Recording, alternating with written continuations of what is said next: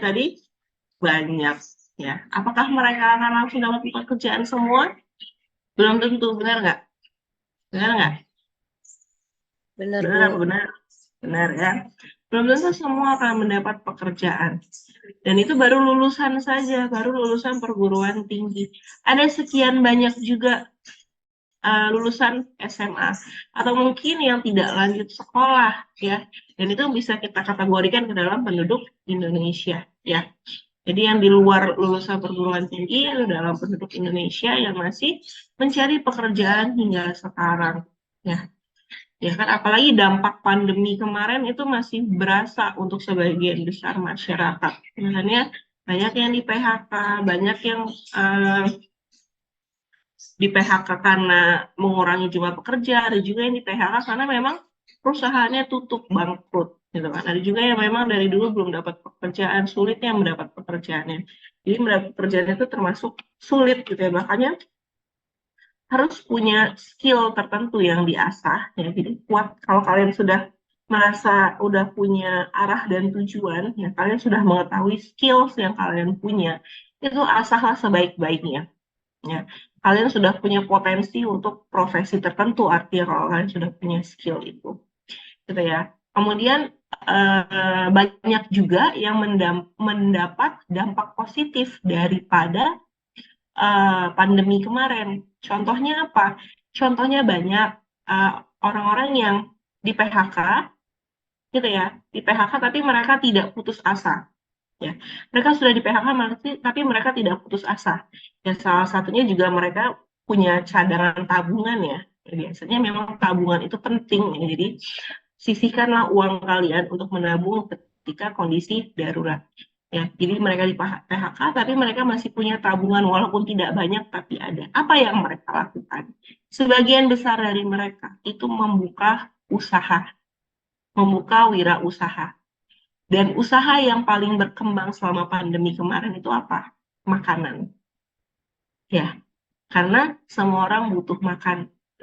Selama pandemi kemarin, ya kan, itu banyak yang delivery makanan gitu ya. Karena apa? Karena keluar rumah takut, ya kan? Takut mau keluar rumah. Ya, keluar rumah itu terlalu berbahaya gitu kan. Jadi banyak yang GoFood makanan ya. Pesan antar makanan ya. Jadi ada usaha-usaha yang kalau kalian cari itu ya di YouTube itu ya, itu banyak sekali ya yang mereka usahanya terkenal ya. Jadi memang baru buka, kemudian potensial usahanya itu sangat baik ya, rasanya enak, terus kebersihannya dan lain sebagainya. Jadi mereka sudah membuat rancangan sedemikian rupa dan rancangan itu berjalan dengan baik ya. Kemudian usaha itu berlanjut sampai sekarang dan membuahkan hasil yang tidak sedikit gitu kan ya. Ya, jadi itu salah satu langkah sebenarnya yang bisa dilakukan ketika kita belum mendapatkan pekerjaan. Makanya pentingnya kita untuk mempelajari bagaimana konsep membuka usaha ya. Jadi kalau membuka usaha itu nggak selamanya mulus, mulus dalam artian di sini tuh untung terus. Ya, kalian perhatikan saja sekitar kalian, pasti ada yang membuka usaha tuh ganti-ganti terus produknya, ganti-ganti terus namanya, gitu ya. Itu artinya dia punya jiwa entrepreneurship ya, cuman uh, masih kurang diasah. Yang pertama. Yang kedua, dia tidak pantang menyerah. Dia terus berusaha sampai nanti akan memunculkan brandnya sendiri, di mana brand itu akan terkenal. Gitu kan ya. Ada juga yang baru mulai, untungnya sedikit, udah berhenti. Ada juga yang baru mulai, udah rugi gitu. Tapi dia terus berusaha, terus melakukan usaha bagaimana caranya usahanya itu bisa berkembang ke arah yang lebih baik. Dan itu membuahkan hasil. Nah, hasil yang diperoleh itu yang didapat itu tidak instan. Ya, jadi tidak mudah untuk menyerah, tidak mudah berputus asa, itu harus ada di dalam jiwa seorang entrepreneurship-nya. Teruslah belajar bagaimana caranya supaya kalian itu bisa mengembangkan usaha bagi yang memang sudah punya jiwa-jiwa membuka usaha ya di sini ya. Bagi yang belum mempunyai jiwa-jiwa itu mungkin bisa belajar, mencoba menumbuhkan jiwa itu karena itu adalah second plan kalau menurut saya ya. Menjadi wirausaha itu adalah second plan dalam kehidupan. Ya di mana tadi ya jumlah eh, penduduk kita sangat banyak.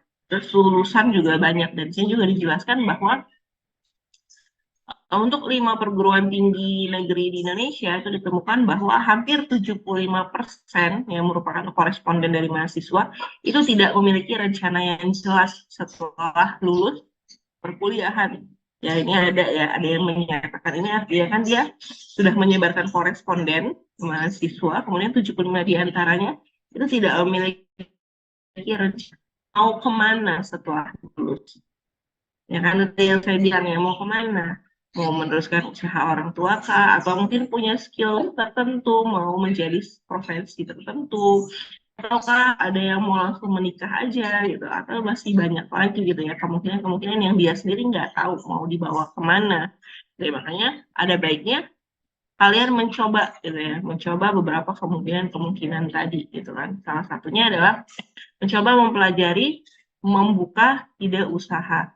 Seperti apa sih tahapan-tahapan yang diperlukan? Apa saja yang tips-tips apa saja gitu yang ada? Ada segitu banyak buku motivasi gitu ya untuk berwirausaha. Ada segitu banyak buku-buku tentang usaha gitu ya dari mereka-mereka yang sudah sukses gitu ya di bidang ini.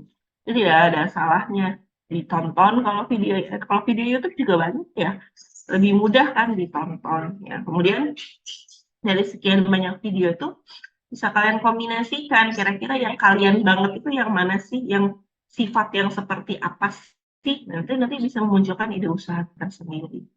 Jadi jangan sampai nanti luntang lantung gitu ya, bahasa orang zaman dulu ya, nggak tahu mau kemana mau ngapain gitu kan ya. Kemudian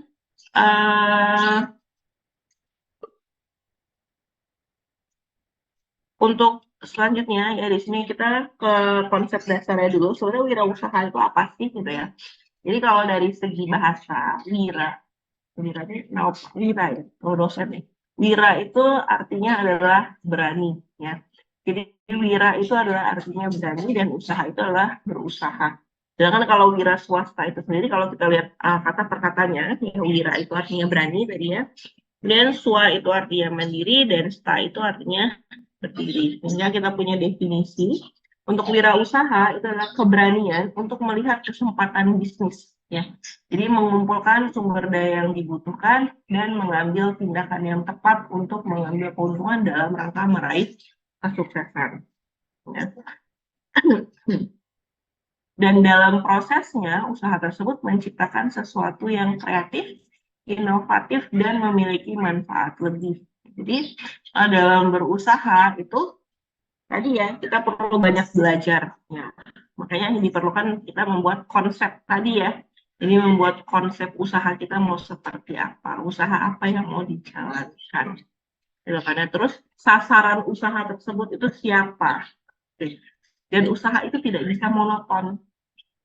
Ya, harus selalu ada pengembangan. Ya, jadi dari usaha itu coba melakukan suatu usaha gitu ya, menawarkan produk atau jasa gitu kan ya. Kemudian harus ada pengembangannya gitu ya.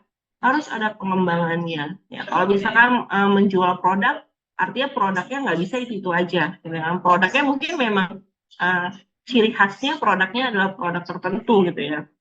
Tapi diharapkan ada perkembangan, misalnya jual keripik pisang, yang gampang aja ya. Misalnya jualan keripik pisang. Ya, apakah kalau kita menjual keripik pisang yang nggak ada rasa itu cuma yang original, yang asin itu terus customer kita akan bertambah? Gitu. Belum tentu, gitu kan? Belum tentu. Jadi itu kita juga harus kreatif. Oh, bagaimana kalau keripik pisang ini saya buat rasa-rasa, gitu kan? Saya buat ada rasa-rasanya, jadi ada rasa coklat, rasa vanila gitu kan, rasa durian dan seterusnya. Ya, apakah terus dicoba ya ke lapangan? Apakah ininya customer yang akan bertambah? Kemungkinan besar iya. Tapi apakah customer itu akan terus membeli pisang? Dia ada kalanya dia bosen, benar nggak? ada kalanya dia bosan makan keripik pisang, walaupun sudah dirasa-rasa juga dia tetap bosan. Artinya kita perlu mengeluarkan sesuatu yang baru lagi nih, produk apa ya, misalkan keluarin bolu pisang, gitu, atau lapis pisang. Ya. Oh bosan nih sama varian rasa pisang, keluarin yang lain. Jual keripik duren, gitu kan. Banyak orang suka makan duren, banyak juga yang nggak suka duren, gitu kan. Oh jual keripik duren, jual keripik nangka, dan seterusnya, gitu ya. Jadi di dalam berusaha itu dituntut itu harus memiliki sesuatu yang kreatif ya. Jadi tidak monoton usahanya, dia harus selalu dikembangkan. Harus ada pembaharuan, tapi bukan berarti menghilangkan yang menjadi ciri khas daripada produk kalian sendiri, gitu kan ya. Karena begitu mereka mencoba varian-varian baru, mereka kalau memang sudah suka dengan produk kalian, mereka akan merindukan rasa yang awal-awal mereka rasakan gitu. Misalkan, oh pengen balik lagi deh makan yang originalnya, kangen udah lama nih nggak makan, gitu kan. Kira-kira seperti itu, gitu ya. Jadi memang dibutuhkan yang pertama ya, harus menggali potensi diri sendiri ya, menggali potensi diri sendiri. Cobalah keluar dari zona nyaman kalian. Kalau mau membuka usaha itu memang harus keluar dari zona nyaman. Dan kalau memang sudah punya keinginan mau membuka usaha, cobalah menabung dari sekarang. Ya, modal dari kecil-kecilan pun bisa ya menjadi sebuah usaha yang sukses ketika diterapkan ya ke lingkungan dan ketika diterapkan dengan menggunakan metode yang benar dan juga di lingkungan yang sesuai. Ya. Jadi tentukan sasaran kalian tuh siapa, ya sasaran produk kalian tuh siapa misalnya ya, sasarannya usia berapa, kemudian laki-laki atau perempuan, atau mungkin laki-laki dan perempuan mau jualan skincare, punya skillsnya, bisa belajar ya, bisa ikut mana namanya, bisa ikut kelas-kelas gitu ya untuk membuat skincare. Misalkan suka skincare kan, keluarin skincare punya sendiri ya. Kalian pernah ketemu Bu Hira? Pernah ketemu Bu Hira nggak? Pernah, Bu. Pernah ketemu Bu Hira kan? Bu Hira kalau misalnya kalian follow Instagramnya, beliau itu punya produk skincare sendiri ya, punya produk skincare yang beliau uh, buat sendiri gitu ya. Jadi mungkin bekerja sama dengan pihak mana itu saya kurang tahu karena saya juga nggak pernah bertanya-tanya terkait hal tersebut. Tapi kalau kita di Instagramnya, beliau itu punya produk skincare sendiri ya. Di samping beliau menjadi seorang pendidik gitu kan, di samping beliau menjadi seorang pendidik, beliau juga mengembangkan potensial dirinya yang lain, yaitu mencoba berusaha ya, mungkin awalnya dari suka gitu kan. Beliau, kalau kita lihat Bu Hira tuh usianya sudah cukup tua ya, tapi masih sehat. Sehat dalam artinya masih energik ya. Karena apa? Karena beliau suka berolahraga. Terus kulitnya juga masih bagus. Kalau saya kan perempuan ya, jadi saya suka dekat sama beliau tuh saya lihat kulitnya. Walaupun memang keriput itu ada gitu ya, tapi dibandingkan dengan yang seusianya, beliau termasuk ke dalam yang memiliki kulit sehat dan juga uh, badan yang bugar gitu ya, karena pola hidupnya juga, semangat juangnya menjalani hidup terus tuh ya, selalu inilah ya, selalu apa sih istilahnya tuh, mengembangkan potensial yang ada di dalam dirinya. Apa yang dia sukai dia coba kembangkan. Kenapa kita nggak bisa seperti itu, kita juga bisa seperti itu gitu ya. Jadi sesuatu yang kreatif itu memang susah gitu ya. Kalau saya bilang juga saya nggak kreatif gitu kan, saya orangnya nggak kreatif gitu. Tapi dengan saya belajar itu kreatif itu bisa diasah sedikit demi sedikit gitu ya. Jadi kalian juga saya yakin bisa lebih daripada itu, apalagi kalian masih muda gitu kan ya, masih muda. eh di sini teknologi sudah berkembang dengan pesat gitu kan, kalian bisa membuka, bisa punya banyak inovasi-inovasi gitu ya, dengan melihat sekitar, cari inspirasi dan seterusnya. Kemudian ini kan kita mengaitkannya dengan teknologi informasi kan, dan nanti kan bisa kalian buat ininya, misalkan aplikasi untuk penjualannya sendiri gitu kan, produk kalian. Jadi bukan hanya yang produk ya, jasa pun bisa ya. Misalkan mau menyaingi JNE silakan. Ya kan? Siapa tahu ini jasa ini apa namanya, jasa kalian yang mengantarkan paket itu namanya saya lupa gitu ya. Jadi jasa kurir lah ya, jasa kurir kalian mungkin lebih maju di kemudian hari gitu kan ya. Buat aplikasinya sendiri. Jadi kalian jangan malu berusaha. Gorengan di pinggir jalan pun itu bagus kok. Kenapa saya bilang, anak muda zaman sekarang tuh gengsinya besar. Jadi kalau kata Najwa Shihab ya, kalau kalian suka sama Suara dan Najwa Shihab, kalau kata Najwa Shihab, anak muda tuh gengsinya besar. Jadi buat apa malu berjualan? Toh kalian melakukan hal yang halal, betul nggak? Ya kan? Hal yang kalian lakukan itu adalah hal yang halal gitu. Jadi jangan malu untuk berjualan gitu kan. Walaupun itu jualan di pinggir jalan, jualan gorengan di pinggir jalan, itu nggak ada masalah. Karena yang kalian hasilkan adalah sesuatu yang halal dan juga berkah gitu kan ya. Kemudian yang perlu malu itu adalah yang koruptor-koruptor ya. Cuman duduk, main game, ya kan? Dapat duit banyak, gitu kan? Ya. Itu yang harusnya malu gitu ya. Jadi kalian anak muda itu gengsinya diturunin ya. Jangan karena gengsi ngambil pinjaman uang. Ya. Jadi jangan pernah sekarang banyak ya kan kasus sekian banyak mahasiswa terjebak pinjaman online. Ya. Jadi lakukanlah pinjaman, ya bukan berarti nggak boleh melakukan pinjaman, boleh, tapi lakukanlah pinjaman ketika memang benar-benar dibutuhkan untuk sesuatu yang mendesak. Jangan melakukan pinjaman karena gengsi. Ingat ya, gengsi itu ya, yang mahal di hidup ini itu bukan apa namanya, bukan pola hidup ya, bukan bagaimana kita supaya sukses itu nggak mahal. Yang mahal itu apa? Yang mahal itu gengsi. Ya. Jadi turuninlah gengsi kalian itu ya. Cobalah peluang-peluang usaha gitu kan. Ya. Oke, kita lanjut lagi. Tadi itu adalah si wirausaha ya. Selanjutnya kita ke wirausahawan. Kalau dari definisi ya dari definisi ya benar. Dari definisi wirausahawan itu adalah seseorang yang melakukan aktivitas usaha yang dicirikan dengan pandai atau berbakat mengenali produk baru, menentukan cara produksi baru, ya. Kemudian menyusun manajemen operasi untuk pengadaan produk baru, memasarkannya, serta mengatur permodalan operasinya. Ya. Jadi ini yang dimaksud dengan kreatif ya. Jadi mampu mengenali produk baru. Contoh lagi ya, tahu produk Bini yang punya orang Lampung? Ada yang tahu nggak produk Bini punya orang Lampung? Yang kayak apa sih, skincare untuk anak-anak dan ibu menyusui atau ibu hamil. Ada yang tahu nggak yang wanita-wanita nih mungkin nih?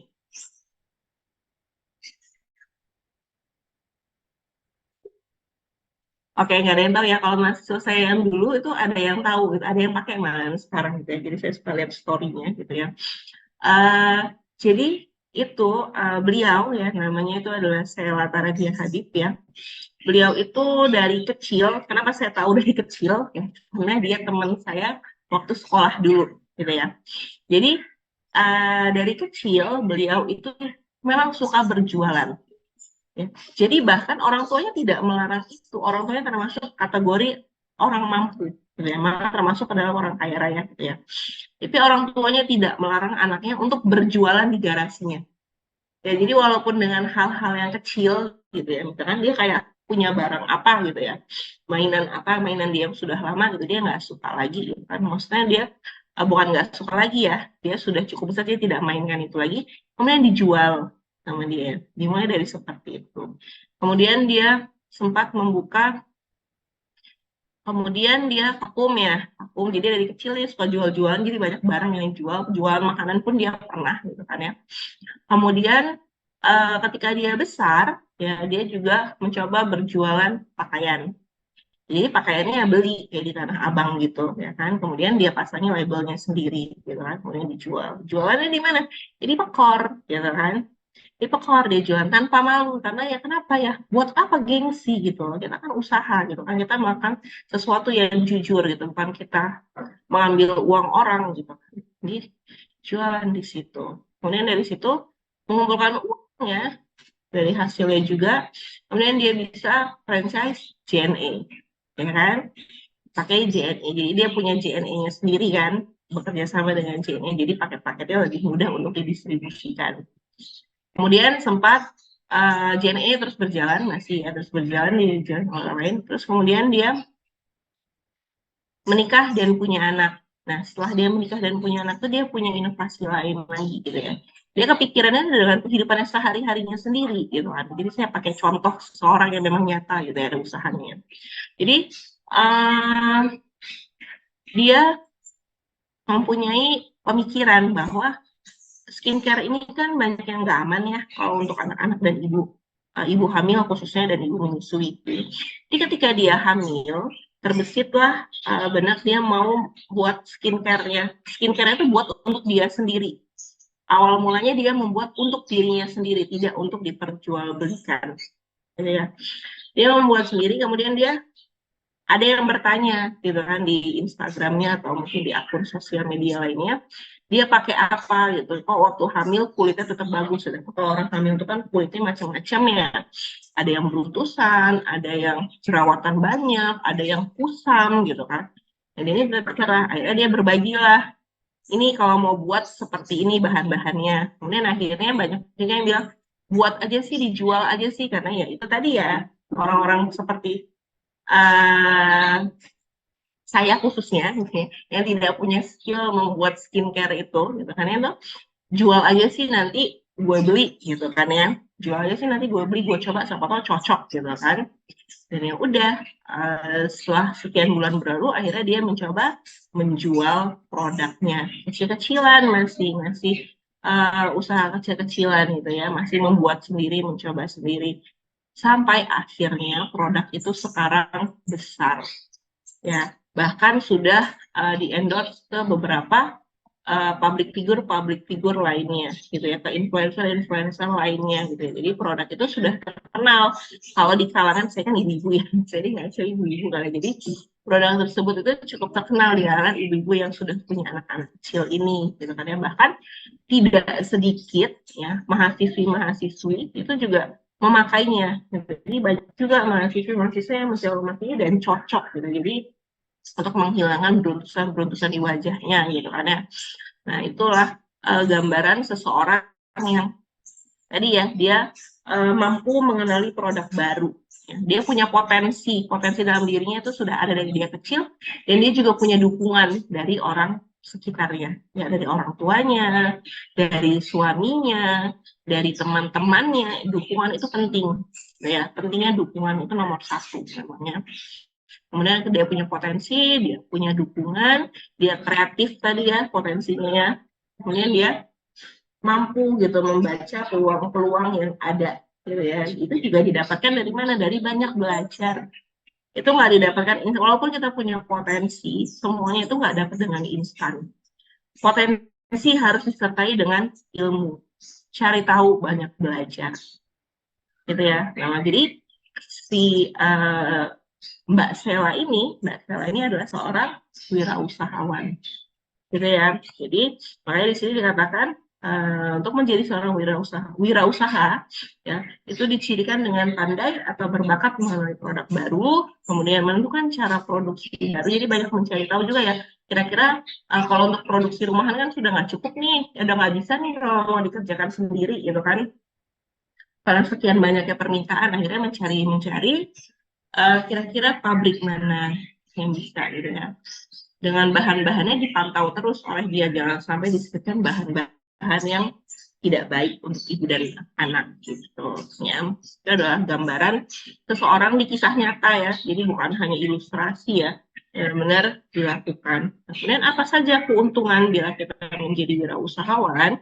Ya, keuntungan bila menjadi wirausahawan itu diantaranya adalah dapat bebas mengolah segala sumber daya yang dimiliki. Ya, kalian yang memiliki usaha gitu ya, jadi kalian pekerjaannya itu bebas, fleksibel ya, dapat bebas mengolah segala sumber daya yang dimiliki. Kemudian bebasnya juga tapi tetap harus ada kontrol ya, jadi ada kontrol finansial juga ya, sehingga kontrol finansial ini nggak bebas-bebas banget juga ya. Jadi bebas dalam mengelola keuangan dengan aset milik sendiri jelas, tapi jangan sampai sudah terlena dengan penghasilan dimiliki terus difoya-foyakan. Tetap harus ada strategi finansial yang baik. Ya, jadi harus ada sekian persen untuk tabungan, sekian persen untuk dana darurat, sekian persen untuk gaji karyawan, kalau sudah besar usahanya, sekian persen untuk apa namanya, untuk ya, jadi kalau omset itu kan terus diputar ya, yang bisa dinikmati itu adalah keuntungan kan. Keuntungan itu ada yang dibagi-bagi, ada yang jadi tabungan, ada yang jadi gaji karyawan, ada yang menjadi dana darurat dan seterusnya. Ada yang bisa dinikmati untuk diri sendiri jelas ya. Nah kita bekerja gitu kan, pasti kita harus memperoleh hasil kan. Jadi kalau yang namanya omset yaitu itu adalah perputaran uang kita untuk mengelola usaha gitu. Kemudian tantangan menjadi seorang wirausahawan, otomatis nggak instan ya jadi wirausahawan, pasti selalu ada tantangan, bukan hanya wirausahawan ya, semua pekerjaan apapun itu pasti akan selalu ada tantangannya. Jadi kalau mau menjadi seorang wirausahawan, tantangannya itu diantaranya dari sekian banyak tantangan lainnya. Di antaranya adalah pengorbanan personal. Jadi pada awalnya wirausahawan itu harus bekerja dalam waktu yang lama dan sibuk. Ya, kalau mau berkembang ya memang seperti itu ya. Kemudian sedikit waktu untuk keluarganya dan relaksasi. Jadi memang di awal tuh harus gencar. Ya, harus benar-benar dioptimalkan untuk pemasaran usahanya, gitu kan ya. Itu tadi ya, kalau cuma mau santai-santai dari awal ya nggak masalah, silakan, tapi ya untungnya juga sedikit ya. Atau mungkin nggak untung gitu kan ya, mundur gitu kan, nggak jadi usaha gitu kan, karena rugi, ada yang seperti itu. Kemudian yang tantangan yang berikutnya itu adalah tanggung jawab yang besar, artinya diharapkan mampu mengelola semua fungsi bisnis. Ya ini harus dipelajari nih, bagaimana cara mengelola fungsi bisnis ya, jadi baik pemasaran, keuangan, personal maupun pengadaan dan pelatihan. Ini harus ada ya, bukan hanya wirausaha, yang semua tuh butuh pelatihan, yang butuh diasah gitu ya. Kalau menjadi wirausahawan juga perlu pelatihannya. Kemudian yang ketiga adalah margin keuntungan yang kecil dan kemungkinan gagal. Nih ya, selalu saya sampaikan ya. Kalau kita membangun usaha di awal, kemungkinan ini akan selalu ada. Keuntungannya kecil atau mungkin gagal di awal, artinya minus gitu ya keuntungannya ya. Nggak ada keuntungan, yang ada malahan rugi. Nah ini di sini tantangan pertama kalian. Kalian mau tetap melanjutkan usaha kalian atau mau beralih ke usaha yang lain atau berhenti berusaha. Gitu ya. Jadi itu 3 pilihan. Ini yang kalian pertimbangkan. Nah, kalau saran saya sih, kalau kalian merasa rancangan kalian sudah baik gitu kan. Kalau misalnya kalian rugi tadi, artinya rancangannya nggak baik ya, artinya periksa lagi rancangannya gitu kan. Periksa lagi rancangan, ada miss-nya di mana, ada salah perhitungannya di mana, kenapa kok nggak untung tapi malahan rugi padahal yang beli banyak, misalnya seperti itu. Hitung lagi pengeluarannya, pengelolaan keuangannya terutama ya, kemudian pemasarannya bagaimana dan seterusnya. Jadi perlu dikaji. Kalau misalnya kalian mau tetap lanjut dengan usaha yang ada, itu yang perlu kalian lakukan, evaluasi ya. Apapun hasilnya, baik itu dia untungnya kecil atau mungkin tidak ada untung, artinya nol gitu ya. Jadi modal sama yang diperoleh ya dari modal, kemudian perolehannya tuh ya artinya nggak ada untung sama sekali gitu. Jadi dia nol, kemudian atau mungkin untungnya minus, artinya bangkrut gitu ya. Kadang nggak bangkrut juga ya, gagal gitu ya untuk percobaan pertama. Nah itu perlu kalian evaluasi dulu sebelum kalian memutuskan apakah kalian mau meneruskan ataukah kalian mau mencoba usaha yang baru, yang mengganti produk, mengganti nama, gitu kan. Kalau ganti produk ganti nama ya. Kemudian atau kalian mau mundur dari menjadi wirausahawan. Ya perlu adanya evaluasi. Ya. Untung banyak pun perlu ada evaluasi, gitu ya. Jadi bagaimana evaluasi? Bagaimana cara mengembangkan agar untungnya lebih, agar keuntungannya lebih meningkat lagi, nah, sehingga nanti bisa membuka cabang-cabang, kemudian ada karyawan yang dibayar dan seterusnya, gitu kan ya. Itulah kalau mau usahanya berkembang ke arah yang lebih baik. Tuh. Nah, ini ada beberapa faktor pendorong kewirausahaan. Nah, jadi yang pertama itu adalah faktor ekonomi dan kependudukan masyarakat. Ya. Faktor ekonomi dan kependudukan masyarakat itu cenderung untuk mandiri, ya, sehingga bisa dihargai oleh masyarakat. Ya, dorongan dari pemerintah dalam mencetak wirausahawan. Ya. Pemerintah itu nggak semua pemerintah pro ya, tapi kalau kita lihat Bapak Menteri kita Pak Sandiaga Uno itu beliau pro kepada UMKM, ya, pada UMKM masyarakat gitu ya.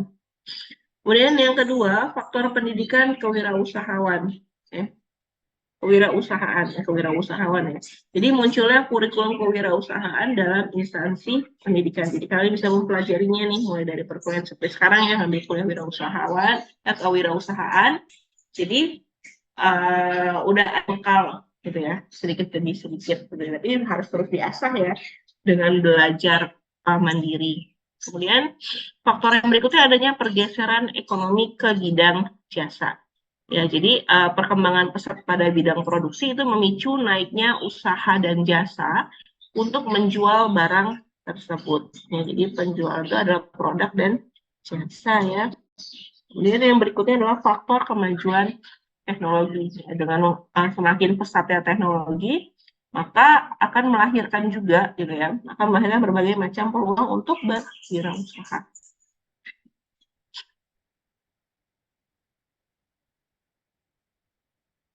Oke, di sini kalian buatin website untuk usaha orang lain itu juga termasuk jasa ya, termasuk wirausaha juga ya, ya kan? Kemudian buatin aplikasi dan seterusnya, gitu kan ya. Itu juga termasuk salah satu usaha yang bisa dijalankan. Kemudian, tapi usaha yang dijalankan itu adalah usaha yang legal ya, jangan sekali-sekali menjalankan usaha yang ilegal. Contohnya apa? Contohnya joki skripsi, gitu ya. Ini adalah usaha yang ilegal, ya. Joki skripsi, joki jurnal, dan masih banyak lagi joki-joki lainnya, gitu ya. Itu harus dihindari usaha-usaha yang bersifat ilegal. Kenapa? Ya, itu akan merugikan diri sendiri yang pasti. Ya. Akan ada masanya diri sendiri dirugikan ya, nggak selalunya untung.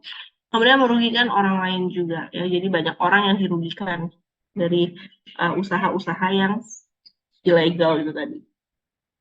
Oke, di sini penentu potensi wirausahawan. Jadi yang pertama adalah mencari tahu potensi dan tingkat keberhasilan apabila ingin mengembangkan usaha. Kemudian yang kedua adalah mengukur peluang wirausaha atau memutuskan untuk bekerja kepada orang lain. Ya, bisa juga wirausaha itu dimulai dari bekerja kepada orang lain. Misalkan banyak kan ya sekarang ya yang tadinya kerja di KFC kemudian buka usaha fried chickennya sendiri gitu ya. Karena tadi ya dia melatih skillnya di tempat usaha orang lain, nggak ada masalah gitu ya, selama tidak mencuri resep gitu ya. Kemudian yang ketiga adalah menilai kualifikasi untuk memulai dan mengelola bisnis baru agar berhasil. Jadi ini yang selanjutnya adalah penentu yang berikutnya adalah kemampuan inovasi. Itu terdiri dari mampu mencari solusi baru jika ada masalah ya, atau mungkin mau ada pengembangan. Kemudian melakukan perbaikan ya jika dirasa ada masalah dalam pengembangannya. Kemudian melakukan kombinasi terhadap hal yang telah ada. Kemudian yang berikutnya adalah memiliki keinginan untuk berprestasi. Ya, tidak kenal menyerah untuk mencapai tujuan yang telah ditentukan. UMKM sekarang banyak lomba-lombanya. Jadi di mana lomba-lomba itu ada benefitnya ya. Dan salah satunya adalah ada hadiah uang dan seterusnya. Ya. Yang suka make up jadi MUA, itu kan ada penawaran jasa ya, bukan menjual produk kan. Juga, gitu kan. Jadi MUA lumayan juga penghasilannya, ya. Kalian punya skills gitu kan, dari segi tata rias gitu kan, jadi bisa jadi make up artist ya kan. Kemudian mempelajari ada sekian banyak pelatihan, ada banyak lomba-lombanya juga gitu kan, jadi ada keuntungannya gitu kan. Semakin bagus polesan kalian, maka akan makin banyak orang yang mencari kalian. Kemudian yang berikutnya adalah kemampuan analisa realistis. Ya. Kemampuan analisa realistis, dia memiliki kemampuan untuk dapat membuat perencanaan yang realistis dan terukur. Kemudian beberapa hal lainnya ya, ada kepemimpinan berorientasi ujian, kemudian ada kemampuan adaptasi, kemampuan sebagai pengorganisasi dan administrasi. Ya, jadi kalau kita memiliki usaha biasanya mungkin awal mulanya kita bekerja sendiri, tapi lambat laun kita akan bekerja di dalam tim ya. Semakin besar usaha itu maka akan semakin besar tim yang kita miliki. Ya, jadi kita harus juga mempelajari bagaimana cara mengelola perorganisasian dan administrasi. Jadi kita bisa mengelola pekerja, gitu kan? Mengenali dan menghargai bakat daripada pekerja yang kita punya, ya misalkan rekan-rekan kita deh, yang kita kerja, misalnya kita bekerja sama dengan teman kita sendiri. Ya, kita harus mengenali juga nih potensi dan bahwa ini nggak asal terima orang aja, gitu kan ya. Kemudian yang berikutnya adalah dapat menjalankan organisasi dengan rapi dan efisien. Terlihat mudah kalau hanya membaca teori, tapi perlu dicoba diterapkan. Ya, nanti dievaluasi, kurangnya di mana, salahnya di mana, harus apa yang harus saya lakukan, solusi seperti apa yang bisa menyelesaikan permasalahan dari usaha saya. Itu yang harus dimiliki, gitu ya. Kemudian sikap wirausahawan, beberapa sikap yang harus dimiliki dalam kehidupan sehari adalah disiplin.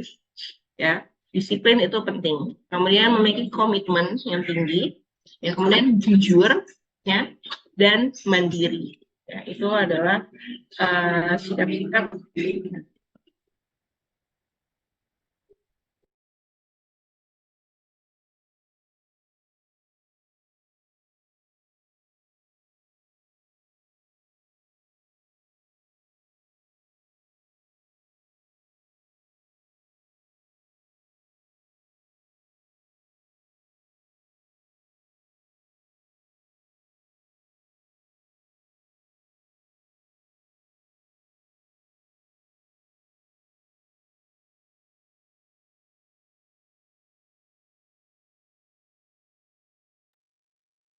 maaf ya, lagi agak berisik ya di luar ya.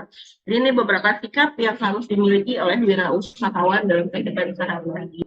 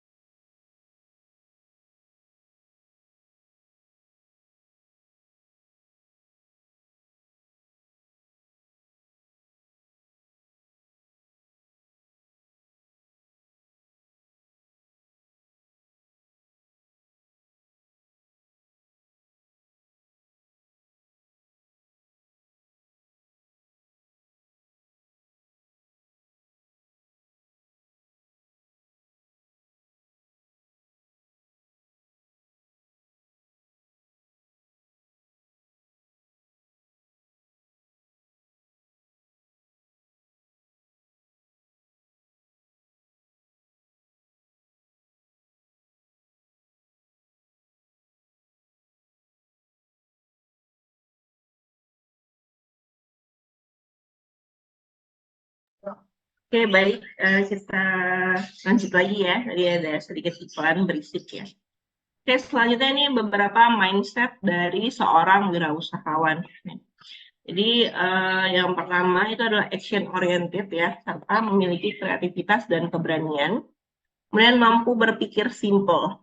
Gak usah rumit-rumit mikirnya itu memang. Yang simple aja gitu ya. Berpikir simple tapi itu adalah suatu terobosan yang baru, ya kan? Berpikir simpel seperti memiliki jiwa kepemimpinan, yang memiliki pandangan ke depan. Kita tidak perlu menjadi seorang yang berpikir rumit, terlalu berputar-putar, gitu ya. Kita orangnya harus menjadi orang yang to the point sebenarnya, gitu ya. Terus selalu mencari peluang baru dengan berani mengambil resiko tadi. Coba keluar dari zona nyaman kalian, berani mengambil resiko. Kemudian mengejar peluang dengan disiplin yang tinggi, kemudian hanya mengambil peluang terbaik. Ya, kan ada pasti banyak peluang ya, peluang itu bisa dipilah-pilah. Ya, kalau tidak tahu bagaimana milihnya, konsultasikanlah dengan orang yang kalian percaya. Ingat, konsultasi dengan orang yang kalian percaya. jangan konsultasi ke asal temen, ya. Dunia ini kejam, ya. Teman kalian bukan berarti semua adalah teman, gitu ya. Tapi teruslah berbuat baik kepada orang lain, insya Allah kalian akan selalu didekatkan dengan orang yang baik juga, gitu ya. Kemudian fokus pada eksekusi dengan memiliki kemauan yang keras, kemudian fokuskan energi ke dalam bisnis, ya. Oke, di sini slide-nya masih banyak ya, ternyata panjang ya cerita saya, mohon maaf ya. Oke, selanjutnya di sini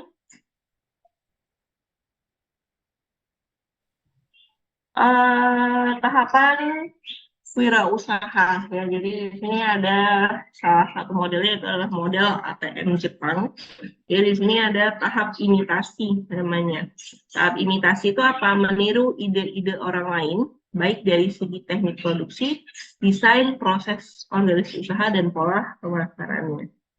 Ya, kemudian kalau misalkan yang belum punya ide ya bisa melakukan hal ini, tapi namanya diganti, jangan namanya sama. Kalau kita mau menggunakan brand yang sama, yaitu kita artinya franchise ya. Kita harus menghubungi ownernya gitu. Kita mau menggunakan usaha dia gitu kan. Itu bisa dibicarakan, ada kontraknya, ada ketentuannya, dan seterusnya.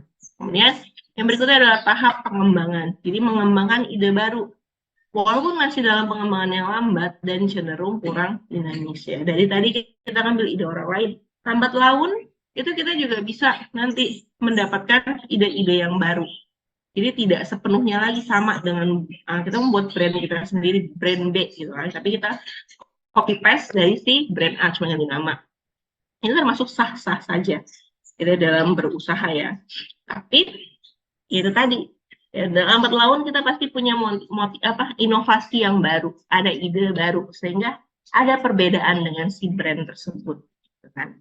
Kemudian setelah kita mulai tahapan itu, kita akan mencapai tahap menciptakan produk baru yang berbeda tadi ya, produk baru yang berbeda, berpikir untuk mencapai hasil yang lebih baik dengan cara menciptakan produk yang baru dan juga berbeda. Jadi awalnya kita meniru usaha orang lain dengan nama yang berbeda tentunya, kemudian kita melakukan tahap pengembangan, hingga akhirnya kita bisa mengeluarkan produk yang baru, produk kita sendiri. Gitu kan ya.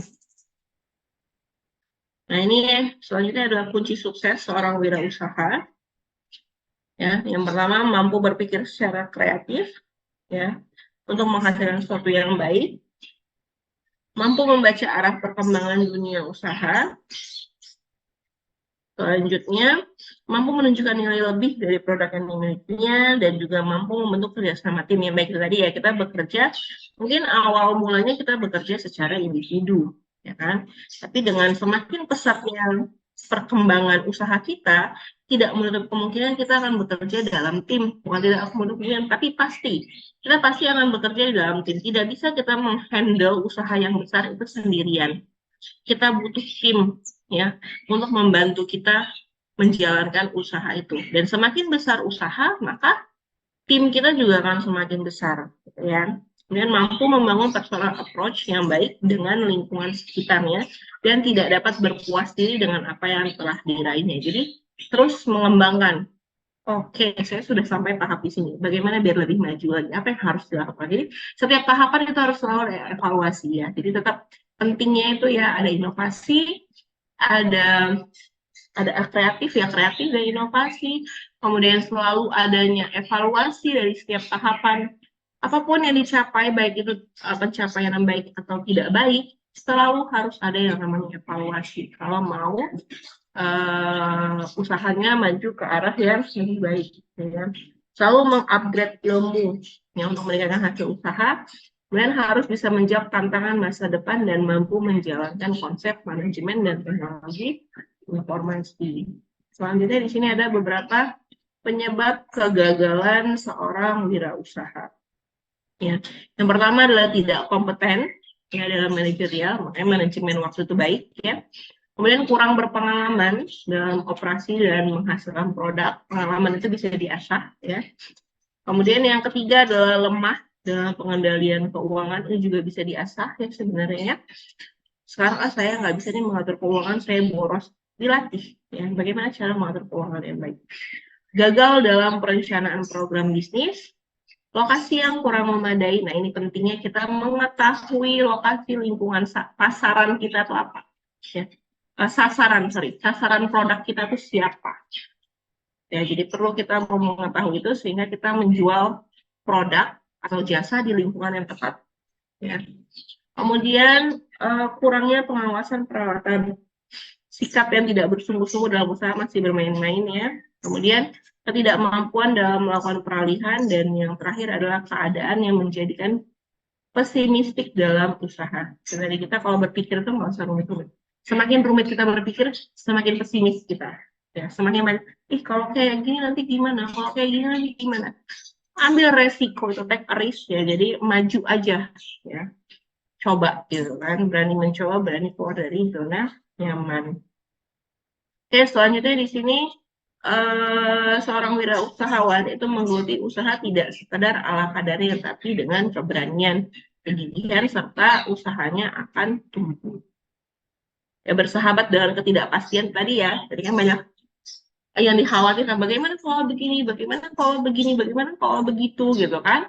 Nah itu, jadi kalian memang harus bersahabat dengan ketidakpastian, maju aja ya, baca peluangnya yang lebih besar yang mana gitu kan, itu yang kalian lakukan.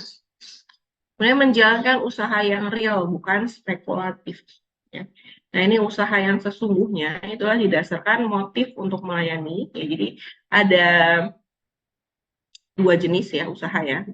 Ada usaha yang sesungguhnya, ada usaha yang spekulatif. Dari sini berdasarkan motif untuk melayani dan memperoleh kemandirian, kemudian dengan tulus, kerja keras dan inovasi, dan masih banyak lagi bisa kalian baca ya di sini. Nanti materi udah dari GCR ya, karena waktu kita juga ternyata sudah mau habis gitu.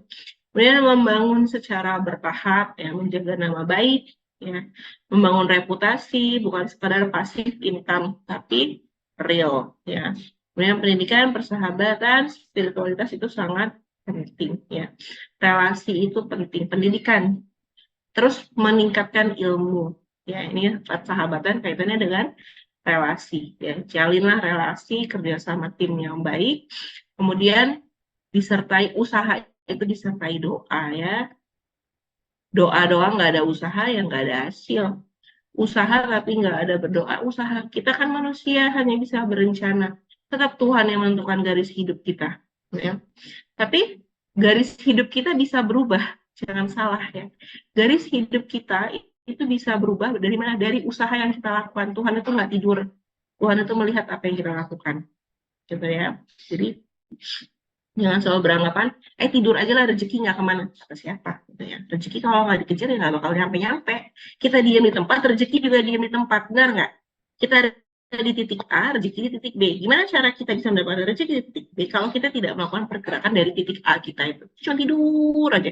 Ya si B-nya nggak bakal kita raih. Gitu kan. Ya, itu yang maksud dengan usaha.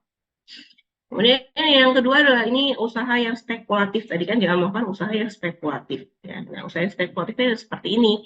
Didasarkan motif ingin cepat kaya. Ya. Mengedepankan cara-cara instan. Ya. Simple bukan berarti instan. Ya. Karena kalau cara instan itu banyak yang menghalalkan segala cara yang tidak baik. Mendewa-dewakan pasif income. Ya, tidak peduli kerugian pihak lain, yang penting saya untung. Ini nggak boleh banget nih kayak gini ya. Kemudian pendidikan dan kehidupan spiritual tidak dianggap penting. Nah ini juga salah satu usaha yang spekulatif. Ya, ini adalah beberapa usaha spekulatif ya. Nih ya, menggandakan uang ya. Ini ada beberapa jenis usaha spekulatif gitu kan. Padahal mah rugi sendiri ujungnya ya. Nah, ini beberapa tips praktis yang bisa kalian baca ya nanti sendiri nih. Tips praktis untuk memulai berwirausaha. Sebenarnya sama ya dengan yang tadi yang sudah dijelaskan juga. Nah, ini ada beberapa motivasi ya. Kata kunci yang dibuat oleh Pak Aidil. Ini Pak Aidil bapak wirausaha ya. Bapak wirausaha, jadi banyak belajar sama bapak wirausaha ini. Jadi, oke, sekian untuk materi hari ini. Sampai di sini ada yang mau ditanyakan? Sampai sini ada yang mau ditanyakan? Kalian Izin men bertanya, Bu. Oh iya, silakan yang mau bertanya. Karena saya Ahmad Rizky Maulana dengan NIM 12 11 40105. Dalam Iya. konteks wirausaha di bidang F&B, apakah lebih disarankan untuk fokus mendalami satu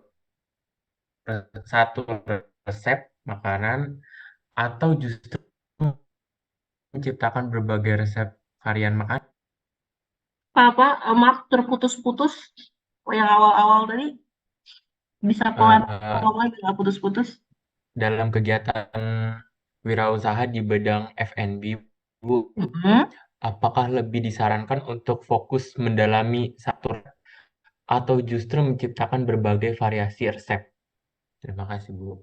Oke, kalau ini konteksnya baru memulai, ya kan ya, misalkan baru memulai, itu lebih baik fokus kepada satu ya. Jadi sebenarnya pasti kalian tuh kalau membuka usaha food and court itu ya, itu itu apa namanya? Pertama-tama itu pasti mencoba banyak resep, benar nggak?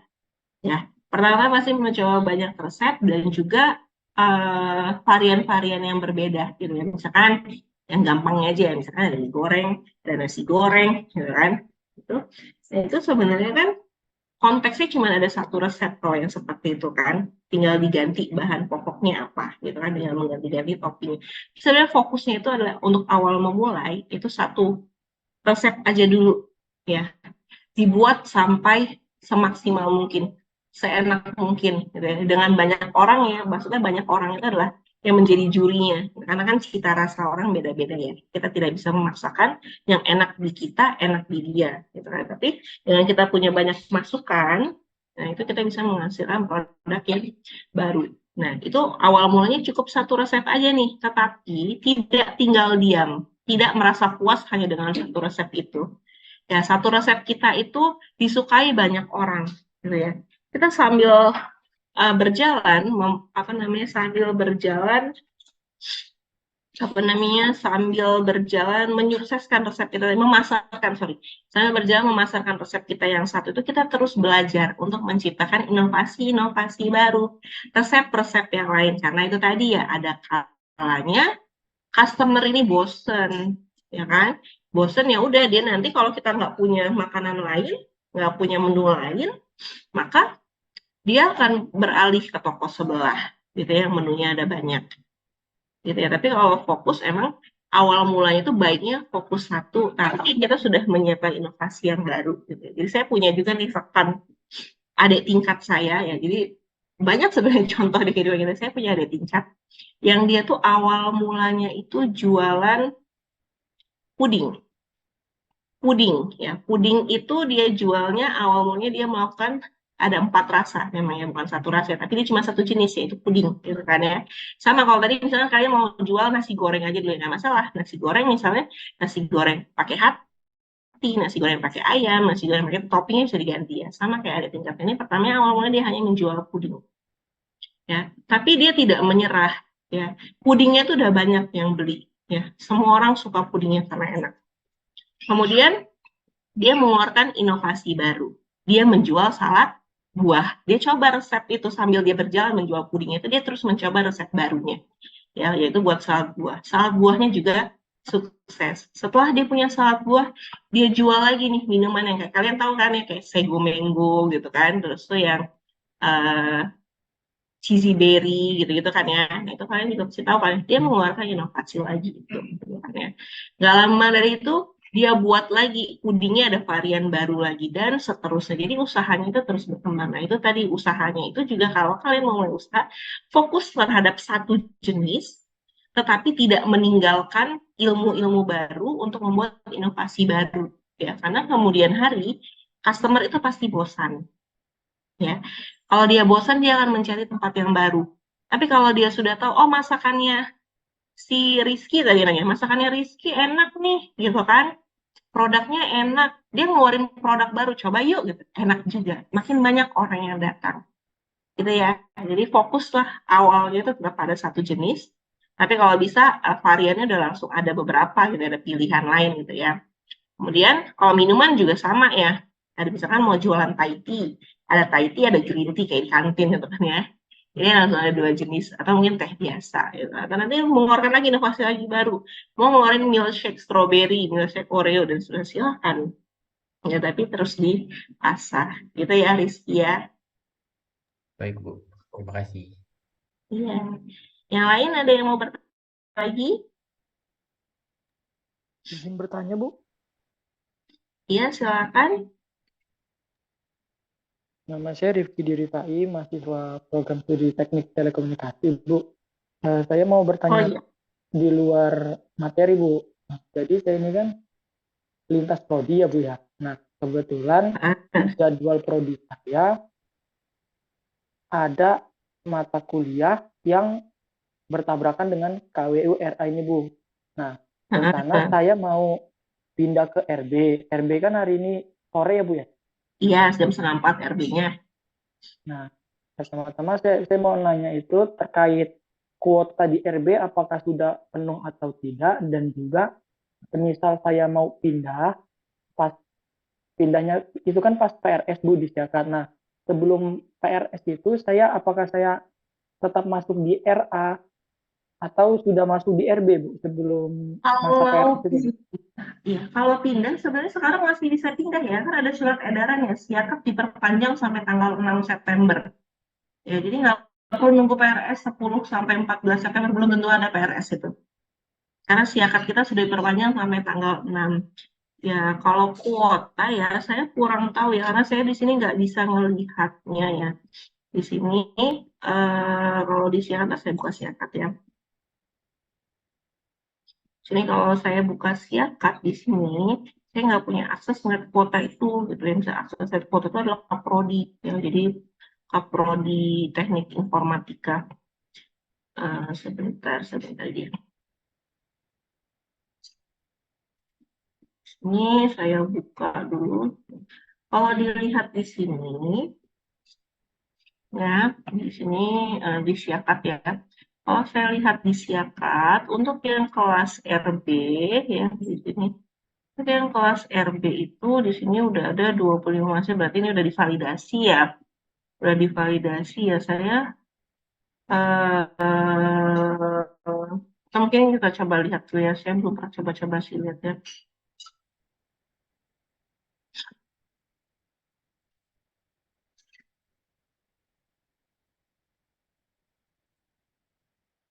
Nih, kita lihat nih kelas RB ya yang udah tadi ya kuotanya ya.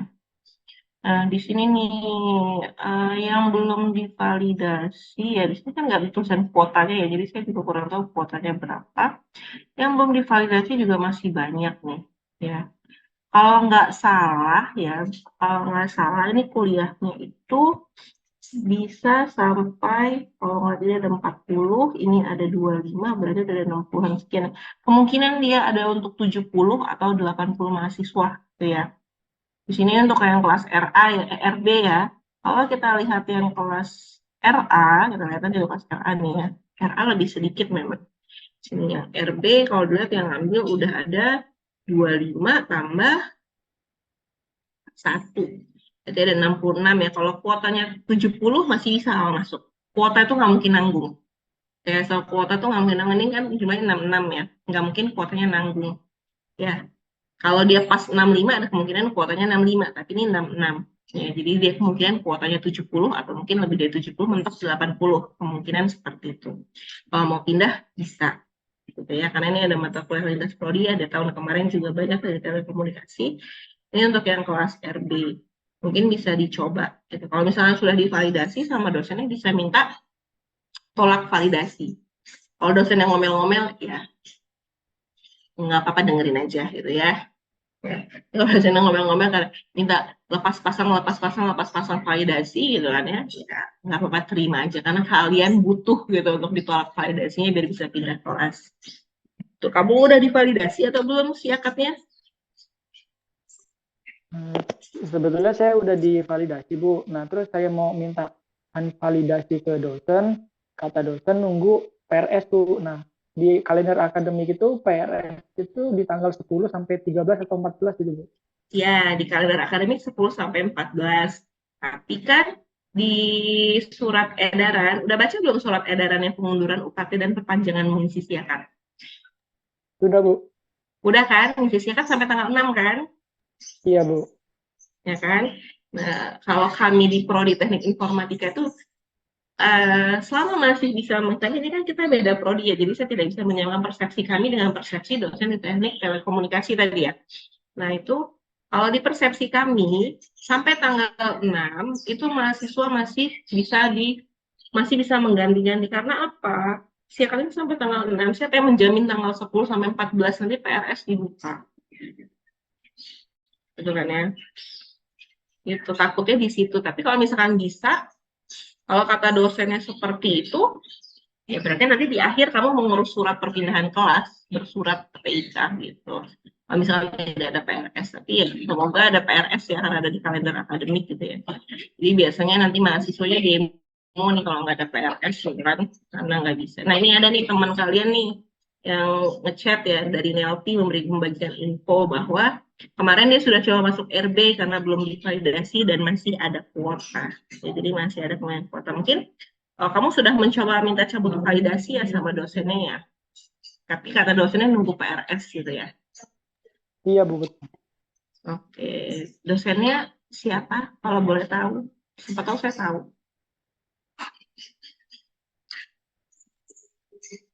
Kalau sebenarnya ini pertanyaan kawan saya sih, Bu. Saya hanya menyampaikan saja.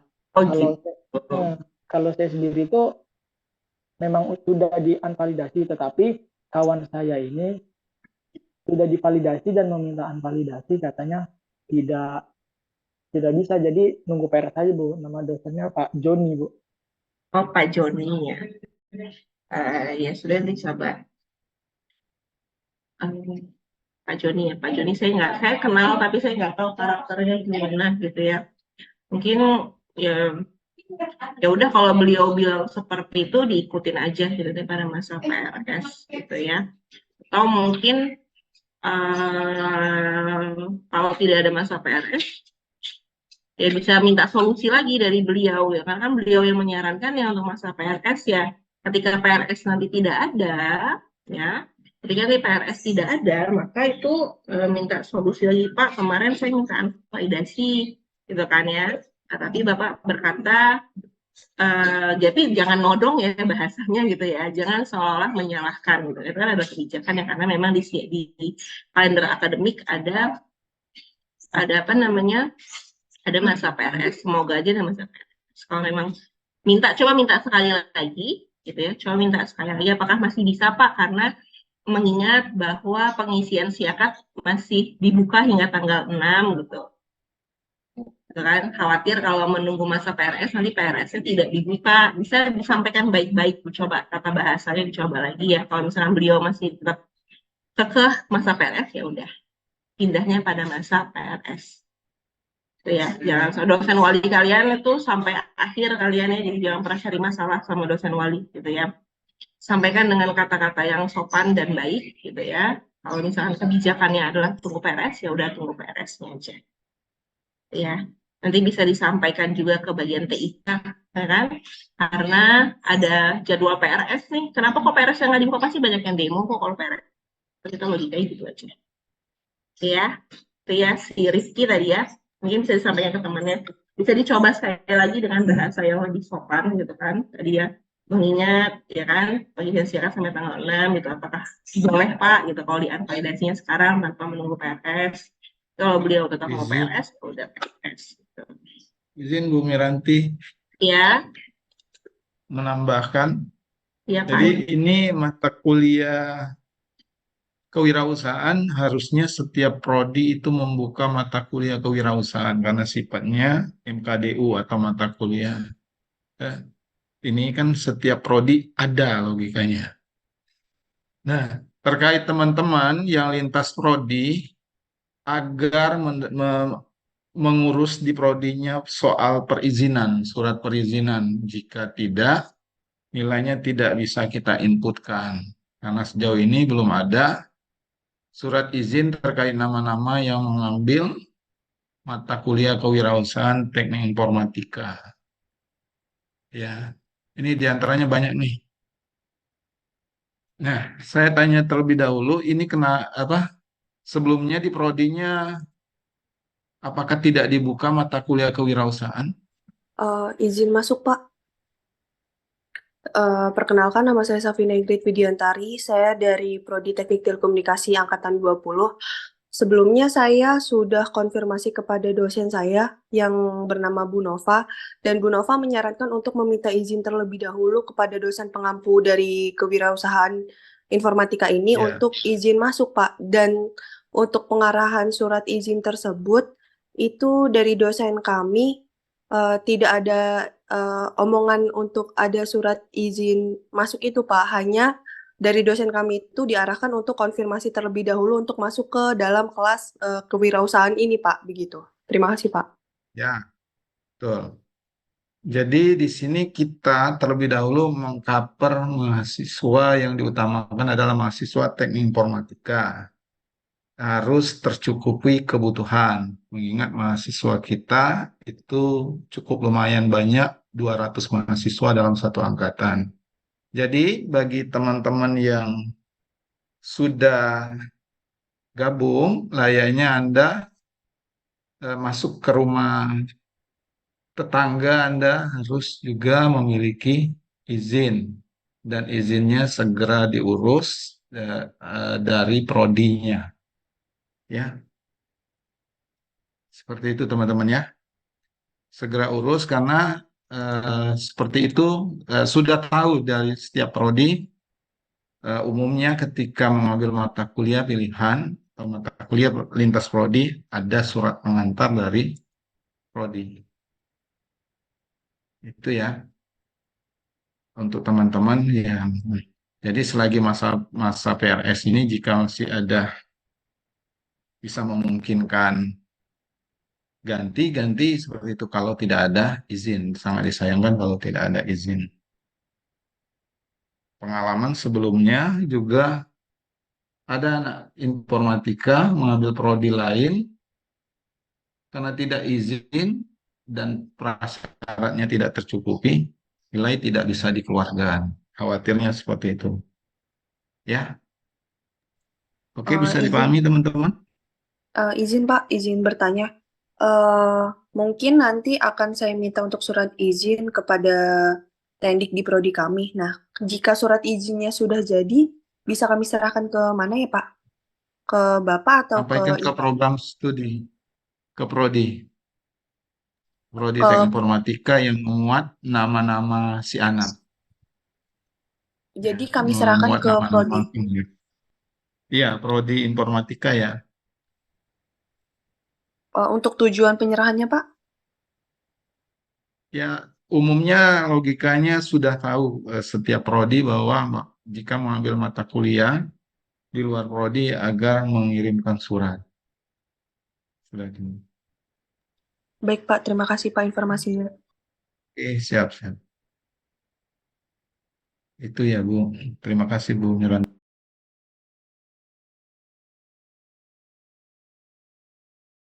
Baik, terima kasih Pak Aidil atas penjelasannya. Jadi seperti itu tadi ya, bersurat dulu, nanti kalau mau pindah ya ajukan lagi ke dosen walinya, sampaikan dengan baik-baik gitu ya, jangan sampai nanti dosennya tersinggung dan sebagainya. Oke, yang lain ada yang mau ditanyakan lagi?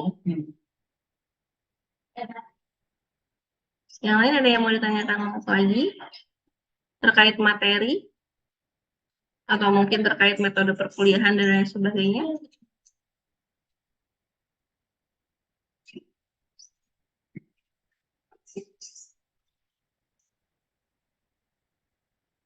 Oke, kalau tidak ada pertanyaan lagi, mungkin bisa kita cukupkan sampai di sini ya, mengingat sudah cukup molor dari jadwal yang semestinya.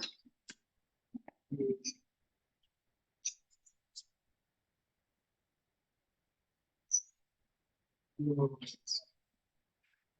ya, jadi untuk kelas hari ini Mungkin akan saya akhiri sampai di sini ya, kurang dan lebihnya saya mohon maaf. Oke, baca kita. Oke. Jadi kalau tidak ada pertanyaan lagi, mungkin kita cukupkan sampai di sini. Terima kasih sudah mengikuti perkuliahan pada pagi hari ini. Mohon maaf waktunya sedikit molor ya, kelebihan 23 menit. Dan kalian juga ada kelas lagi ya untuk yang teknik informatika bersama Bu Kira. Mungkin saya tutup sampai di sini. Selamat pagi. Assalamualaikum warahmatullahi wabarakatuh. Waalaikumsalam, makasih Bu. Waalaikumsalam. Terima kasih, Terima kasih, Bu. Bu. Wabarakatuh, makasih Bu.